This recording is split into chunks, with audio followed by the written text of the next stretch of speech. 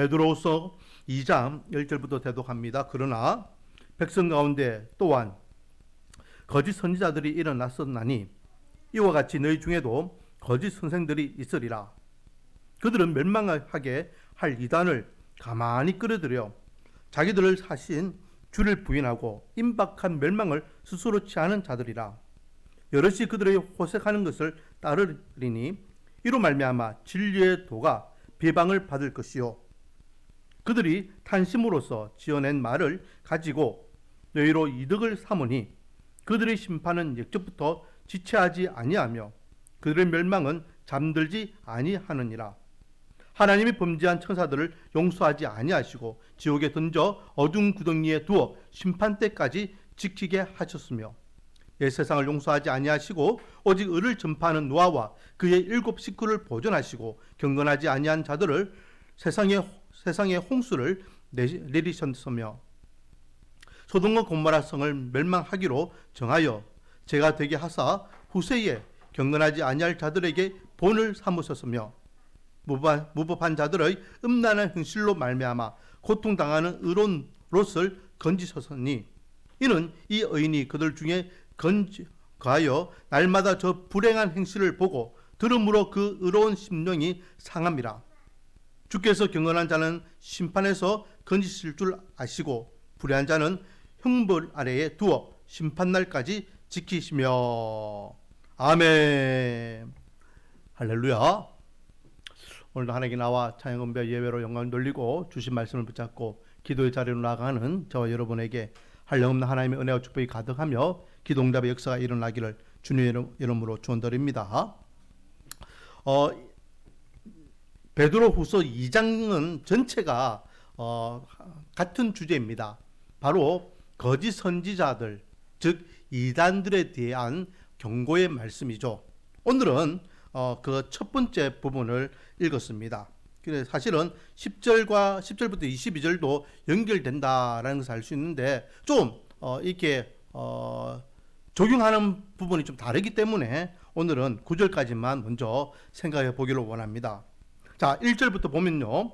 그러나 백성 가운데 또한 거짓 선지자들이 일어났었나니, 여기에서요 거짓 선지자들이 일어났다는 것은 옛적부터 구약시대부터 거짓 선지자들이 있었다 없었다? 있었다. 심지어는요 예레미야 때는요 어떻게 합니까? 거짓 선지자들이요 자기들이 진짜라고 이야기하면서 예레미야를 가짜라고 이렇게 막 모략을 하죠. 그래서 왕과 그리고 모든 백성들이 거짓 선지자들이 귀에 다 귀를 기울이고 예레미야, 이사야, 신실한 하나님의 사람들의 말에는 귀를 기울이지 않았습니다. 이유가 뭘까요? 뭐 어떻게 하라고? 이유가 뭘까요? 한 가지입니다. 내가 듣기 좋은 말은 귀를 기울이고 듣기 싫은 말은 부담스럽잖아요. 다른 선지자들은요 전부 다 왕이여 걱정하지 마세요. 지금 우리가 지금 태평성대를 누리고 있는데 무슨 나라가 망한단 말입니까? 내가 어젯밤에도 하나님께서 저에게 직접 나타나셔서 말씀하셨는데 평안하다 평안하다 평안하다 하셨습니다. 이 나라는 괜찮습니다. 하나님 지켜주시는데 뭐가 문제입니까? 그런데 예레미야나 이사야나 이런 신실한 하나님의 사람들 뭐라 합니까? 하나님께서 심판하십니다. 하나님께서 심판하십니다. 하나님께서 심판하시면은 감당하지 못합니다. 빨리 회개해야 됩니다. 이 나라를 위하여 빨리 회개하고 하나님께로 돌아가야 되며 말씀으로 돌아가야 됩니다. 듣기 싫은 소리잖아요. 나라가 망한다는데 어느 왕이 그 소리를 듣기 좋게 듣겠습니까? 자기들이 잘못된 부분을 계속 지적하는데 어느 고관 대신들이 좋아라 하겠습니까? 자꾸만 잔소리를 하는데 어느 백성들이 좋아하겠습니까? 그러니 거짓 선지자들은 자기 배를 채우기 위해서, 이익을 얻기 위해서 자꾸만 듣고 싶은 말, 사람들이 듣기 좋아하는 말, 그런 말만 하면서 사람들을 희롱하더라라는 거죠. 예수님 당시에도 마찬가지고 초대교회에도 여전히 이런 거짓 선지자들은 있더라라는 것이죠. 그래서 이와 같이 너희 중에도 거짓 선생들이 있으리라 라고 하면서 지금도 너희 무리 가운데에도 거짓 선지자가 있다 없다? 있다. 지금 베드로 후서는요, 불특정 다수에게 지금 쓴 편지잖아요. 초대교회 전 성도들에게 다 보내는 편지입니다.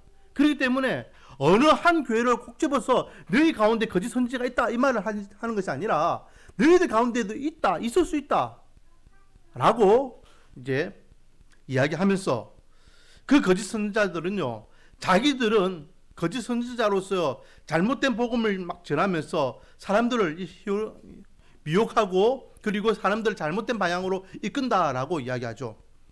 자, 그러면 이 거짓 선지자들 특징이 뭐냐? 거짓 선지자들은요, 바울의 입장에서 이야기하면 다른 복음을 전하는 자들을 이야기합니다. 그리고 또 행위 구원을 이야기하는 자들을 이야기하죠. 이 당시에는요, 좀 더 직접적으로 예수 그리스도의 신성과 인성을 공격하는 영지주의자들에 대한 그런 문제도 있다라고 제가 말씀드렸죠. 오늘날로 이야기하면 우리 주위에 있는 뭐 신천지, 여호와의 증인, 뭐 안상홍, 뭐 이 통일교, 뭐 천부교, 또 신앙촌, 뭐 이런 것들이 다 여기 포함되는 것입니다. 우리 주위에도 늘 있습니다. 자, 이 이단들, 거짓 선지자들, 다른 복음, 행위를 이야기하는 그들의 특징은 뭘까요? 계속해서 보면 그들은 멸망하게 할 이단을 가만히 끌어들여 자기들을 사신, 주를 부인하고 임박한 멸망을 스스로 취하는 자들이라 라고 하면서 첫 번째, 이단들을 가만히 끌어들였다라고 되어 있죠. 이미 이 거짓 선지자 자체가 이단입니다. 여러분, 여기서요 우리가 좀 생각해야 될 게 이단과 이단자들을 우리는 따로따로 생각해야 됩니다. 같이 우리가 평소에는 묶어서 이야기할 수 있지만은 좀 더 깊게 들어가면은 이단이라는 사상과 그들의 유혹에 빠져가지고 살고 있는 이단자들은 다른 겁니다. 이거 똑같죠. 북한 같은 경우에도 공산주의자잖아요. 사회주의. 공산주의, 사회주의 그곳에 살고 있는 북한 주민들은 우리가 어떻게 생각해야 됩니까? 긍휼히 여겨야 돼요. 같은 동포이기 때문에. 얼마나 많은 사람들이 지금 이게 식량이 부족해가지고 이렇게 죽어가는지 모른다라는 그런 보도를 접해봅니다. 그런데 공산주의는 우리가 경계해야 되는 거죠. 반기독교적인 사상이기 때문에. 그 사상이란 그 자체와 그리고 거기에 따라가고 있는 불쌍한 용어는 우리가 따로 생각해야 되는 거예요. 자, 여기서 이단이라고 하면은 어떻게 보면 이단자들을 이야기할 수도 있지만 근본적으로는 이단 사상을 이야기하는 것입니다. 그래서 이 거짓 선지자들이 자기들이 주장하는 잘못된 다른 복음, 다른 교훈들을 가르치면서 그 가운데에 교회 안에 무엇도 끌어들였다? 이단도 끌어들였다는 거예요. 이단 사상을 끌어들였다는 거예요. 이단 사상의 가장 핵심은 뭘까요?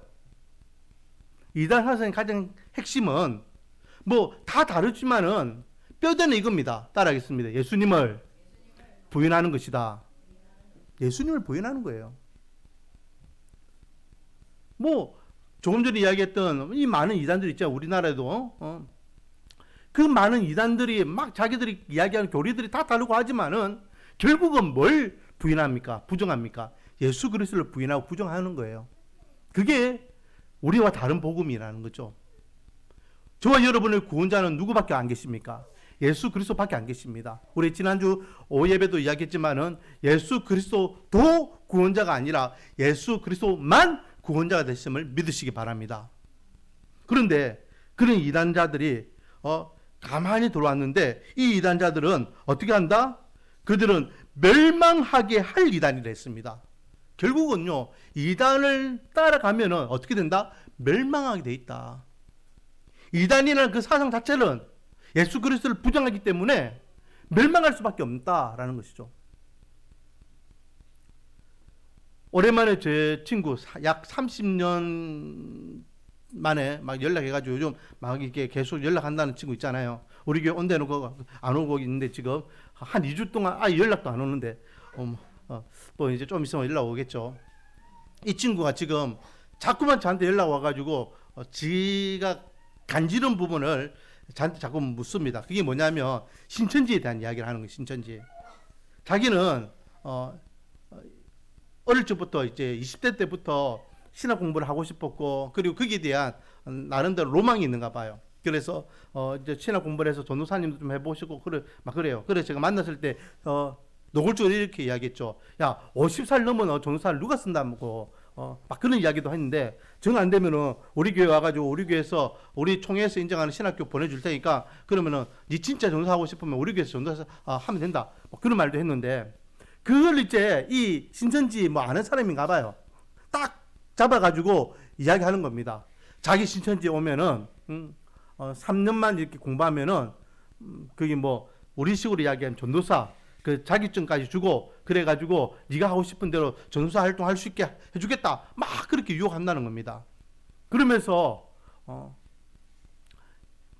보통 우리가 있는 이 교회들하고 똑같다라고 이야기한대요. 똑같다. 이 친구가 자꾸만 저한테 질문하는 거예요. 신천지하고 일반 기독교하고 뭐가 다른데? 일반 교회하고 신천지 교회하고 뭐가 다른데? 그 말을 계속 하는 거예요. 간판도 보니까 똑같아요. 무슨 교회. 뭐 별별 다르지 않다. 전도사도 할 수 있고 성경 공부도 한다 하고 뭐가 다른지 모르겠다. 그래서 제가 이런 말을 했죠. 네 거기 가는 순간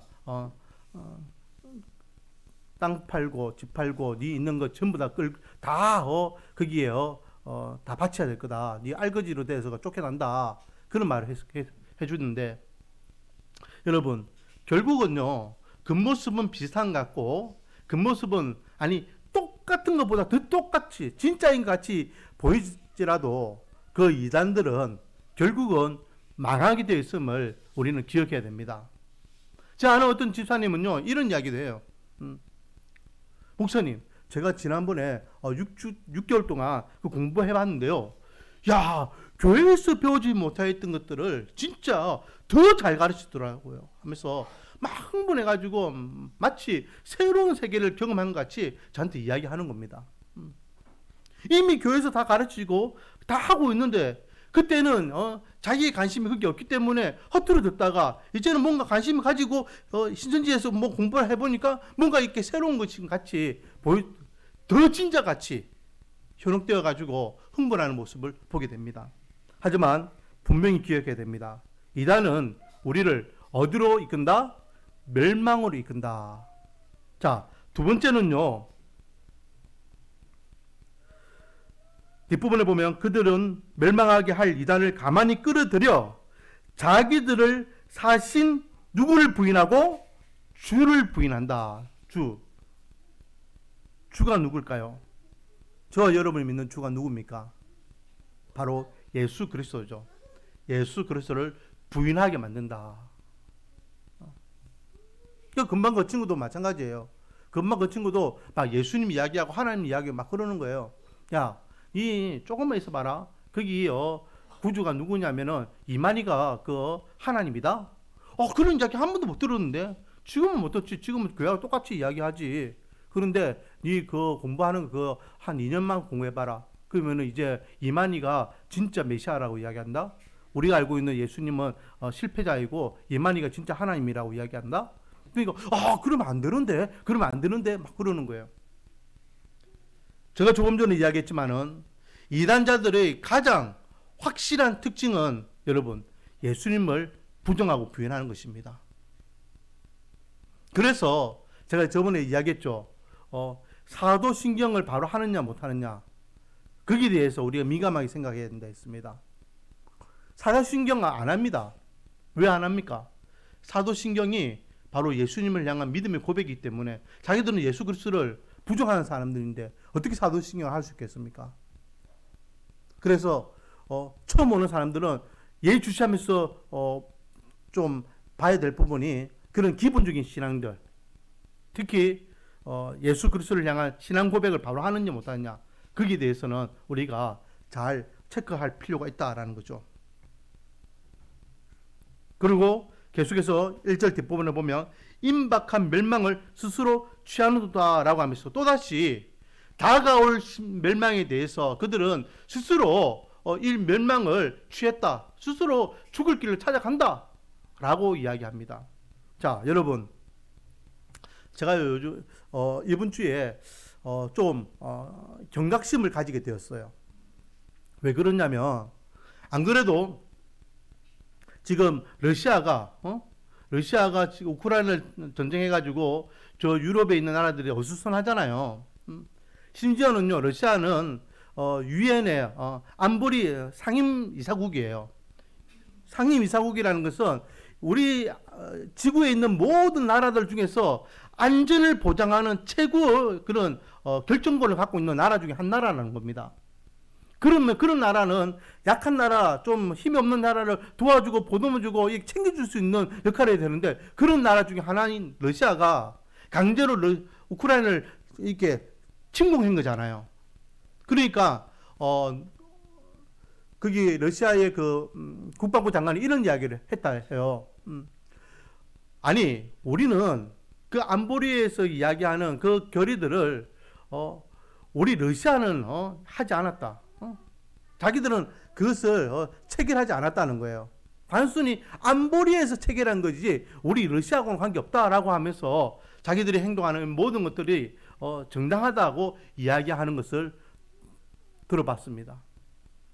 그것도 벌써 1년이 지나가지고 전 세계적으로 아직도 이렇게 세상 돌아가는 것이 어수선한데, 얼마 전에는 또 시리아의 그 군사학교 졸업식에 구르스족들이 이렇게 폭탄 테러를 해가지고 100명 이상 되는 사람들이 이렇게 사상자가 일어났잖아요. 그리고 이번 주에는 어떤 일이 일어났습니까? 이스라엘하고 팔레스타인하고 지금 저렇게 전쟁이 일어나가지고 오늘까지 뭐 뉴스를 보니까 이스라엘 군도 몇천 명, 팔레스타인도 몇천 명, 어마어마한 수가 지금 죽어가고 있는 것을 보게 됩니다. 뭐 그러면서 또 북한도 지금 방사선폰을 이제 이게 휴전선 밑으로 이제 전지 배치했다. 언제든지 우리나라 전쟁할 수 있는 나라가 되었다. 전쟁이 일어날 수 있는 나라가 됐다. 뭐 그런 보도도 하는데, 지금 세계 곳곳에서 전쟁이 막 이렇게 동시다발적으로 일어나는 모습을 경험하면서, 또 한 가지, 아프간에서 어떤 일이 있었습니까? 이번 주에 지진이 일어났거든요. 지진. 그래가지고 벌써 몇천 명이 지금 사상자가 났다라는 보도를 봅니다. 불과 얼마 전에 리비아와 모로코에도 지진과 홍수가 일어나가지고 엄청난 많은 사상자들이 일어났잖아요. 예수님께서 때가 임박하면 나라와 나라, 민족이 서로 싸우게 될 것이다. 지진과 기근들이 일어날 것이다. 말씀하셨잖아요. 그런데 그때가 시작이지 끝은 아니다라고 하면서 주님이 이 모든 것들이 일어나면은 주님이 오실 날이 가까이 왔다는 것을 알아라라고 말씀하셨습니다. 자, 오늘 본문에 보십시오. 임박한 멸망을 스스로 취한다. 임박한, 점점 주님이 날 가까워오고 있는 것을 우리가 점점 더 현실적으로 느끼고 있습니다. 야, 이제 진짜 주님이 오실 때가 다 되었구나. 제가 지금까지 살면서 이렇게 전쟁이 많이 일어나고 이렇게 기후가 이상기후 때문에 전 세계가 혼란스러웠던 때는 없습니다. 우리나라도 마찬가지였잖아요. 우리나라도 올 여름에 보십시오. 서울 쪽은 폭우, 부산은 폭염, 아침에는 이렇게 비가 오고 오후에는 폭염이 일어나고 완전히 이상기후가 일어나는 거 저는 처음 경험해 봅니다. 애리조나에 그 사막인데 폭설이 내려가지고 나라가 완전히 혼란에 빠지는 거. 임박한 멸망의 시기가 점점 다가오고 있음을 저희들은 이 말씀을 통하여 깨달아야 될 줄 믿습니다. 그냥 다른 사람들처럼 어수선하게 아이고 전쟁이 일어났네, 물가가 올라가면 어떻게, 경제가 어떻게 하면 어떻게 뭐 하면서 그런 것에 신경 쓰지 마시고, 먹고 사는 문제는요 이 땅에서의 문제입니다. 아, 전쟁이 저렇게 동시다발적으로 많이 일어나는구나, 기근이 일어나고 지진이 일어나고 정말로 식량난이 일어나는구나, 야 주님 오실 날이 더욱더 가까이 왔구나. 그리고 우리는 뭔가 마음을 가다듬고 주 예수여 어서 오시옵소서라고 하며 우리의 믿음의 신앙을 재점검하고 주님이 오실 그날을 믿음으로 기다릴 수 있는 성숙한 신앙이 필요할 줄 믿습니다. 이단은요, 이렇게 임박한 주님 오실 마지막 때에 그들이 스스로 멸망을 자처하는 행동을 하더라라는 거죠. 자, 2절. 여럿이 그들의 호색한 것을 따르리니 이로 말미암아 진리의 도가 비방을 받을 것이다 라고 하면서 그들이 잘못된 이단 사상을 쫓아감으로 인하여서 결국은 무엇이 비방을 받는다? 진리의 도가 비방을 받는다. 이 진리의 도가 뭡니까? 이 진리의 도는요, 고린도전서 1장 18절 말씀을 연결해서 보면 십자가의 도를 이야기합니다. 십자가의 도. 진리의 도, 십자가의 도 뭘까요? 저와 여러분을 위하여 십자가에 돌아가신 예수 그리스도의 복음을 이야기하는 거죠. 저희들이 믿고 있는 이 믿음에 대한 확고한 복음이 비방을 받게 되더라라는 거죠. 자, 코로나 때에 보십시오. 신천지 막 이렇게 해가지고 들고 일어남으로 인해가지고 교회에 대해서 사람들이 어떤 부정적인 생각을 하게 됩니까? 그 사람들은요, 교회라는 단어를 들을 때에야 이단들이나 신천지나 아니 기존 교회나 똑같은 교회 아니야? 똑같은 기독교 아니야? 그렇게 생각하는 거예요. 지금도 밖에 교회에 대해서 잘 모르는 사람들한테 물어보면은 통일교가 뭔지, 이만희가 뭔지, 기독교가 뭔지, 천주교가 뭔지, 개신교가 뭔지 그런 거 모릅니다. 다 똑같은 기독교라고만 생각하지. 순수 복음이 손가락을 받고 예수 그리스도 십자가의 복음이 도전을 받고 비방을 받는 때가 점점 더 많아지고 있다라는 거죠. 누구 때문에? 이단들 때문에. 왜요? 이단들은요, 양의 탈을 쓴 일이 있기 때문에 기독교인 척하면서 자기 이익을 추구하며 살아갑니다. 얼마 전에 넷플릭스에서 그 이단들 이렇게 몇 가지 이단들 이렇게 취재한 것을 다큐로 했잖아요. 뭐 이재롱이나 또 이만희나 막 이런 이단들에 대해서 이렇게 JM에서 막 이런 것들 했잖아요. 사람들은요, 그때 그거 보고 와, 저런 사이비 종교도 있구나라는 것을 알았다는 거 아닙니까? 다 기독교인 줄 알았는데. 그리고 또 한 가지 3절 말씀에 보니까 그들이 탄심으로써 지어낸 말을 가지고 너희로 이득을 삼으니 라고 되어 있습니다. 여러분, 우리나라 안에만 있는 이단들 한번 생각해 보세요. 이단들 교주치고요, 가난하게 사는 사람 봤습니까? 그들은요, 거기에 미혹당해가지고 거기 쫓아오는 그 성도들을 평생 모았던 전 재산들을 다 갈취해가지고 자기 배를 채우는 거예요. 자기 배. 좋은 차, 좋은 집, 좋은 음식들, 좋은 여자들. 자기 향락을 즐기는 데에 그 모든 것들을 다 방탕하게 쓰는 것들을 보게 됩니다. 가난한 사람들을 한 명도 못 봤습니다. 오늘 본문처럼 너희로 이득을 삼으니 탐심을 통하여서 유혹하여서 그 성도들을 갈취하는 모습, 그것이 이단들의 특징이라는 거죠. 자, 이렇게 교회 구성 안에 이단들이 있고 다른 복음을 전하는 자들이 있으므로 그들을 조심하라라고 경고하고 있습니다. 그러나 분명한 사실은요, 이 이단들은 하나님께서 살아계시니까 하나님께서 가만히 두시겠습니까? 안 두시겠습니까? 하나님께서는 이 이단들을 가만히 두지 않으십니다. 오늘 본문에 진리의 도를 비방하였다. 하나님의 복음을 비방한 자들을 하나님 가만히 두시겠습니까? 하나님을 모독한 자들을 가만히 두시겠습니까? 가짜가 진짜인지 진짜인 척하는 그들을 하나님께서 가만히 두시겠습니까? 그래서 두 번째 우리에게 주시는 것은요, 이단들에 대한 심판은 반드시 있다라는 것입니다.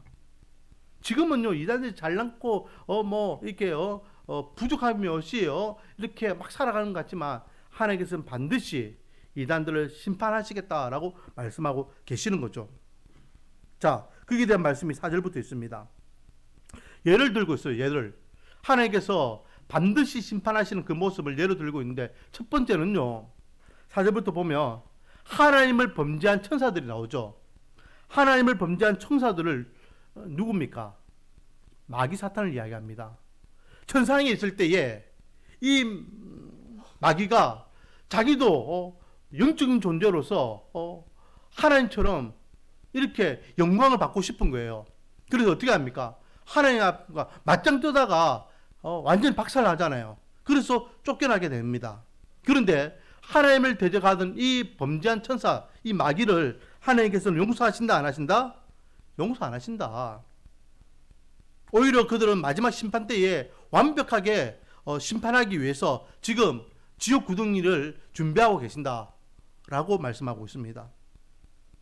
그리고 두 번째, 5절에 보면요, 노아 시대 때에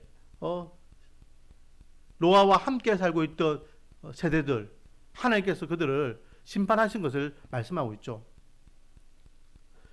5절입니다. 옛 세상을 용서하지 아니하시고 오직 의를 전파하는 노아와 그의 7 식구를 보존하시고 경건하지 아니한 자들의 세상에 홍수를 내리셨으며, 하나님께서는요, 노아의 가족 외에는 그때의 그곳에 살고 있던 모든 인간들을 용서하지 않으셨습니다. 하나님께서 물심판으로 다 전멸시켰다라는 것을 우리는 잘 알고 있습니다. 그리고 6절부터 보면 소돔과 고모라 멸망하는 장면. 하나님께서 불덩이를 내리셔가지고 그 악한 자들을 완전히 다 불로 멸망시키셨잖아요. 누구만 살려주십니까? 7절에 보니까 의로운 롯만 건져주셨다라고 하면서 오직 롯 외에는 그 땅에 살아가던 모든 자들을 하나님께서 심판하셨다. 음란한 행실이 뭡니까? 음란한 행실, 그거는 바로 동성애를 이야기하죠. 오늘날 보십시오. 동성애 얼마나 당당합니까? 정당화시키고 있습니까? 동성애에 대해서 이야기하면 마치 잘못된 것을 지적하는 것 같이 오히려 더 범죄자 아닌 범죄자 취급을 받고 있는 시대가 되었습니다. 그러나 하나님께서는 성경에서 계속해서 말씀하고 계시죠. 하나님의 창조 질서를 무시하고 또 하나님의 고유한 본성을 무시하는 이 동성애, 하나님께서는 결코 관가하지 않으시고 심판하고 계시는 것을 말씀하고 있습니다. 저는요, 참 이해가 안 되는 게, 목사들 가운데 동성애 목사들 있잖아요. 뭐 네덜란드나 미국의 어느 주 같은 경우에는 동성애 목사들이 이제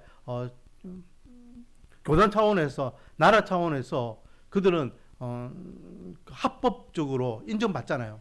그래서 동성애 목사가 남자 둘이가 여자 둘이가 목사가 돼가지고 성도들에게 설교하고 말씀을 전하고 목회를 합니다. 그런 사람들 보는 성경은 우리가 보는 성경하고 좀 다른가? 아니, 우리가 보는 성경과 그들이 보는 성경이 똑같은 성경이라면 이 동성애에 대해서 오늘 본문을 비춰보면 음란한 행실에 대해서 심판하시는 이 하나님의 심판에 대한 메시지를 그들은 어떻게 받아들이고 있는가 참 궁금합니다. 아무튼 하나님께서는 소돔과 고모라를 멸망하시면서 오늘날 저와 여러분에게 본이 되었다라고 말씀하고 있습니다.